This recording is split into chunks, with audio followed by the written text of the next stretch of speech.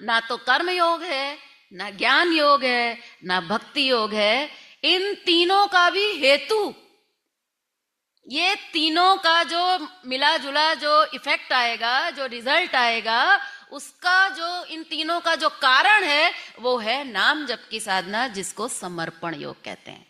ज्ञान कर्म योग का तो बता दिया, लेकिन इन तीनों का जो फल है वो क्या है? समर्पण योग है। तो भगवान का नाम हमें इन तीनों योग से ऊपर उठाकर समर्पण योग तक ले जाने वाला है। आगे कहते हैं विधि हरि हर मैं वेद प्राण सो। विधि मतलब ब्रह्मा, हरि यानी विष्णु, हर यानी शिव जी। एक जो है वो संसार की रचना करता है, एक संसार का पालन करता है और एक संहार करता है। कहते हैं कि इस पूरी सृष्टि का जो आधार है, तीन ही काम हो रहे हैं ना इस सृष्टि में, निर्माण हो रहा है, पालन हो रहा है और संहार हो रहा है। तो इन तीनों को करने वाली जो वो शक्ति है जिसको राम नाम से कहा गया है, ये वो राम का नाम है जो हमें इन तीनों शक्तियों का ज्ञान कराने वाली है। इससे भी, इन तीनों शक्तियों से भी ऊपर उठाने वाली है, तीनों गुणों से ऊपर उठाने वाली है। और जो गॉड का जो माना गया है, जनरेटर, ऑर्गेनाइजर और संहार करने वाला, डिस्ट्रॉयर, तो ये ईश्वरीय स्वरूप इसी के अंदर निहित है। विधि हरि और हर के अंदर उस स्वरूप को प्राप्त कराने वाला कौन है? ये नाम है। आगे कहते हैं नाम निरूपण नाम जतनते। नाम निरूपण नाम जतनते, प्रभु प्रगटत जिमि मोल रतनते।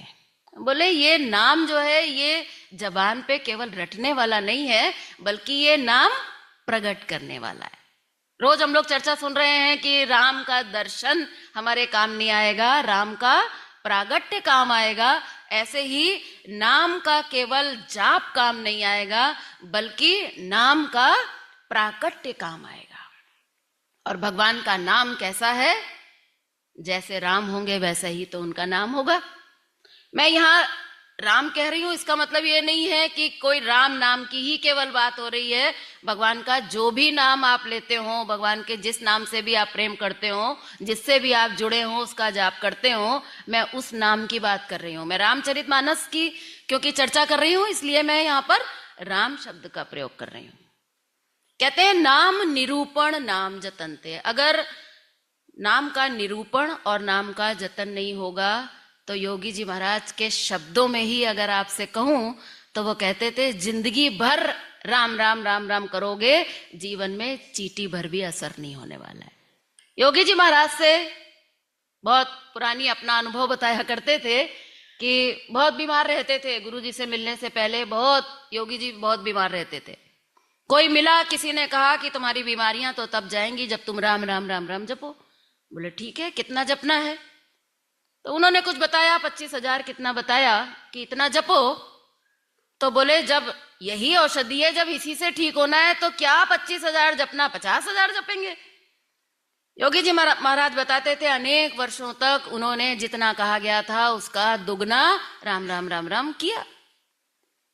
बोले चींटी भर भी जीवन में परिवर्तन नहीं आया, लेकिन दमदार थे योगी जी महाराज, दमदार थे। कहते थे कि मैंने माला रख दी। अगर माला रखने की स्थिति हमारी आ जाए कि हमारा परिवर्तन नहीं हो रहा है, करे जा रहे हैं, जिस काम से रिजल्ट नहीं आ रहा हम वही काम करे जा रहे हैं ना, दवाइयां खाए चले जा रहे हैं, दवाई रोग ठीक नहीं हो रहा है लेकिन फिर भी खाए चले जा रहे हैं, शुगर ठीक नहीं हो रही है लेकिन दवाई जिंदगी भर खाएंगे। अगर आपके जीवन में एक दिन ऐसी स्थिति आ जाए कि ये ठीक नहीं हो रही है, इससे ठीक नहीं होगा, रख दें, अगर आप हिम्मत पड़ जाए तो उस दिन आपको कोई बताने वाला मिल जाएगा। योगी जी महाराज ने बताया कि जब उन्होंने फिर रामचरितमानस का ज्ञान अपने गुरु से प्राप्त किया, तब उन्होंने समझ में उनके आया कि जब तक नाम का निरूपण नहीं होगा कि भगवान का नाम है क्या, जब तक हमने ये नहीं समझा। और बहुत से लोग राम राम राम करते हैं तो अपने सामने राम जी की एक तस्वीर बना लेते हैं और हम उसका नाम करते हैं, लेकिन वास्तविकता ये है कि भगवान के नाम का निरूपण ये है कि भगवान सच्चिदानंद है। बार बार आपको बताया जा रहा है ईश्वर का केवल एक स्वरूप है और वो क्या है? सच्चिदानंद। जब तक हम खाने से ताकत मानते रहेंगे तब तक हमारे नाम का प्रागट्य नहीं हो सकता। जब तक हम धन से सुख मानते रहेंगे तब तक नाम का प्रागट्य नहीं हो सकता। जब तक आप किताबों में शास्त्रों में ज्ञान ढूंढते रहेंगे तब तक नाम का प्रागट्य नहीं हो सकता। जब तक आप दुनिया को अपना मानते रहेंगे तब तक प्रेम का प्रागट्य नहीं हो सकता। बार बार यही बताया जा रहा है आपको कि अपने अंदर से जुड़ना है। अंदर है वो स्वास्थ्य, शक्ति, आनंद, ज्ञान और प्रेम, और उस अंदर वाले का ही नाम है राम, जिसका हमें निरूपण करना है। जब हम राम का नाम लें तो हमारे अंदर एक अथाह सच्चिदानंद की लहर उठनी चाहिए। जैसे अगर आप मान लीजिए नदी का नाम जपें, आप कहें नदी, तो क्या होगा? जैसे ही आप नदी कहेंगे तो नदी का पूरा स्वरूप आपके आंखों के सामने आएगा। लेकिन जब आप राम का नाम जपते हैं तो आपके सामने राम की फोटो आती है, राम की मूर्ति आती है, राम राजकुमार रूप में आते हैं। कभी सच्चिदानंद के रूप में आते हैं क्या? कि ये नाम हमें अखंड स्वास्थ्य से भर सकता है, ये नाम हमें अखंड आनंद, ज्ञान और प्रेम से भर सकता है, ऐसा निरूपण होता है क्या हमारा?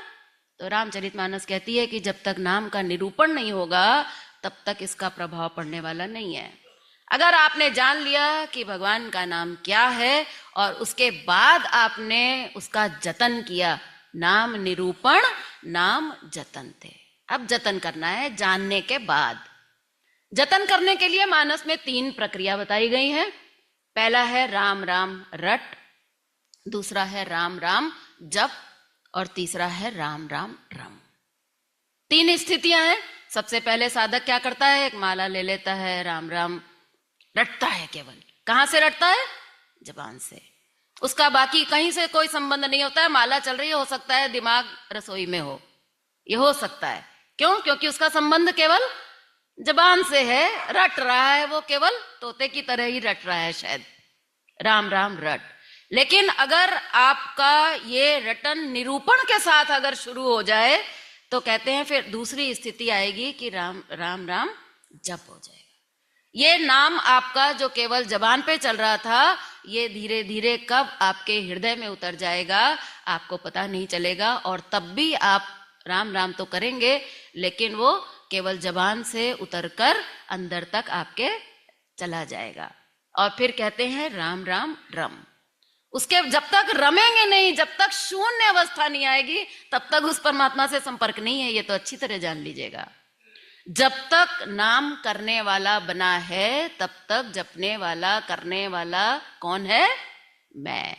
जहां मैं है वहां हरि नहीं। ये शर्त तो जिंदगी में हमेशा याद कर ही लीजिएगा। ये सूत्र तो कबीरदास जी का अच्छी तरह से हृदय में उतार ही लीजिएगा कि मैं रहते रहते ईश्वर से संपर्क संभव नहीं है। तो ये जो नाम राम रम की स्थिति आएगी, जब आप अंदर रम जाएगा वो नाम, तो माला भी छूट जाएगी, नाम भी छूट जाएगा, और वो नाम अंदर चला जाएगा, शून्य अवस्था को प्राप्त होगा, और वो नाम हमारी चेतना में जाकर रम जाएगा।